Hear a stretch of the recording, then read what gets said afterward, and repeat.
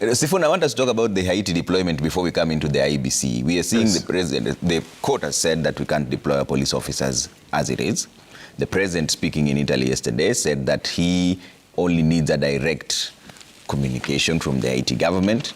Many people are questioning which government will be requesting for the police officers, and we're going to deploy the police officers anyway. Are we seeing a situation where the government is simply just ignoring court orders, or what is going on? Yeah, first let me say that the president is not infallible. I remember the story of the king being naked and all the old men around him praising him and saying, oh, you have very beautiful gowns on. And it took a child to tell them, guys, this guy is naked.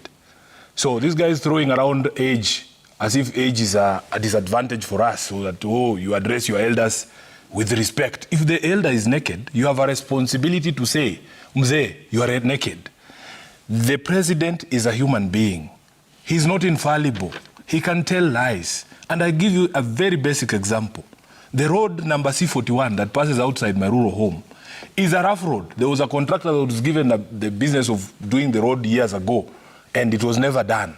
And I suspect Farah knows that contractor. The one day, Ruto stands up and says, that road is now complete. And it passes outside my house. I can look outside my window. I can see the road is not done. What do you call that? They want me to look for euphemisms and say, oh, it's a misdirection. It's a misnomer. It's a... No, you call it for what it is. Number two, the Constitution. You know me, I am living under this Constitution longer than I lived under the Kanu Constitution. And this is the document I always go to for protection. The limitations to the right of expression under Article 33 do not include speaking to elders with respect. If the elder is wrong, you tell the elder that you are naked, you are wrong on this one. On the question of Haiti, Mungatana says we don't participate in debates.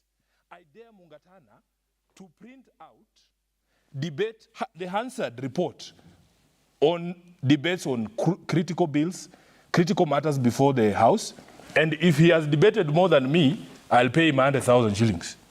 He hasn't. Because even on the question of Haiti, the deployment of Haiti, the members of parliament from ODM, the members of parliament from the opposition, on the Hansard, told the nation that this was wrong. Because the Constitution, when it speaks about the forces that can be deployed outside, it only talks about the defense forces. The Constitution goes ahead to describe who the defense forces are that can actually be deployed. We as ODM put out a statement on the same and said all previous deployment of forces outside were for the armed forces. We do not have a police force anymore, although they want to recreate it. We have a police service. The Constitution speaks of deployment of the police service within the bounds of Kenya. There is definition of the bounds of Kenya. It constitutes the 47 counties as defined in the schedules to the Constitution. So when we told them, all these things are there, we debate in the House of Parliament. Mungatana and his crew are waiting for put the question. They are there. In fact, he says we ran away from debate. But the ones, if you look at just a minute, by 3 o'clock they are out. Trevor, you see the beauty with Parliament. The beauty with Parliament is that our proceedings are broadcast live. Yeah. You have the Hansard for further corroboration if you need. If you see what these guys do, when there is a bill before the House that they know they can't contribute because they will offend their masters, that they can't vote against because they have been given instructions, they all go to the lounge. So at the lounge there, they're just drinking tea and mandazi, waiting for the speaker to put the question. No. So Trevor, when the question is put, let's not have this kind of... They walk away, so they say that you are... They walk away. Let me speak. They walk away. Mungatana, I allowed you to speak quietly. Just let me speak. Accusing each other. Now, when they come, even now, Mungatana cannot guarantee that old man there that if the views of the old man are not incorporated in that bill, as the Constitution requires, that he will vote against that bill. He can't. And he knows it is a fact. So if you say that I do not participate in debates, you have to tender evidence, and I have challenged you. Bring the answer. For the past 1 year, Edwin Sifuna was not named the best senator last year because of keeping quiet or running away from debates. You talk about the amendments you proposed in Turkana. I had more amendments proposed in Turkana than you did. And it was not even the social protection bill. It was the community health promoters bill. Yes, and it was the first time. And the majority leader, Aaron Cheriot, it was the first time we agreed with him that let people bring amendments and let these amendments be debated and voted on depending on how the people, the senators view it. When we came to a more critical one that is actually before the courts right now, the one on social health insurance fund, they rejected all amendments. For instance, I brought an amendment. All these things are there.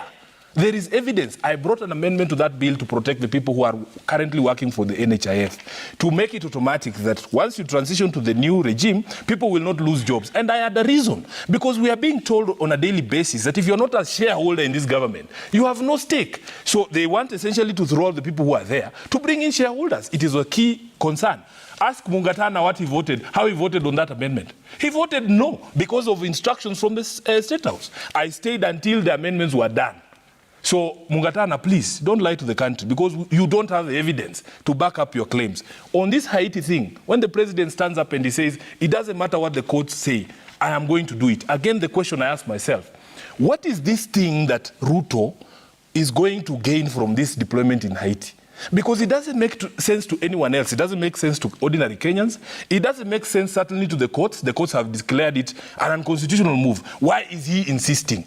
I cannot think of any other reason other than pecuniary interest. And it will emerge. In the fullness of time, you will see that this deployment was not done in the interest of the people of Kenya or in the interest of the people of Haiti. It is private pecuniary interests, which will emerge later. Okay, Mungatana. Can I just say? No. Go ahead, you said that I know the contractor. Why do you assume that I know the contractor outside your house? I just said I suspected. Why? Why do you suspect? I have my reasons. I'll tell you when we leave the... So on record, you don't know the contractor. I don't know the contractor. Yeah, just say you don't know him. It's okay. But you see, you know. Let me tell you. These are the kind of political class we have right now. Presumption is that maybe he's seen a Somali out there, and he says that I know. It's like I will assume that he knows all the lawyers. I know all. It's a bit ridiculous. You have a problem. Let me come to my point. Trevor, let me say this again, and I want to insist on the question of decorum. Yeah. In Kiswahili, for example, even our culture, even the culture... Which one? The culture... The Pokomo? No. Which one? I'm talking about... He's been bashing the Pokomos. I'm not bashing. Now, because we also have our own culture. He has come to the Somalis again because of a contractor. Luya culture. Where we kill bulls that kill people. Which one? The Luya culture, the Kiswahili culture, the Pokomo culture, in fact, the Bantu culture. There are some things you cannot just mention in public because of respect and restraint. What if it's the truth? It does not matter. What do you call in Kiswahili your backside? Why do we say backside and we don't say whatever? Why do we say makalio and we don't say whatever? That is why I'm asking my learned colleague that you don't say lies when you're talking to the public about officials. Even I can't say misled. Lies. Okay. You should say you are misleading, or your facts are incorrect, or something like that. Something respectful. Right. And this he knows because he's a lawyer. Liars. He's a lawyer. So I think so sometimes the deployment, when we are talking to the people, let us have that decorum. Okay.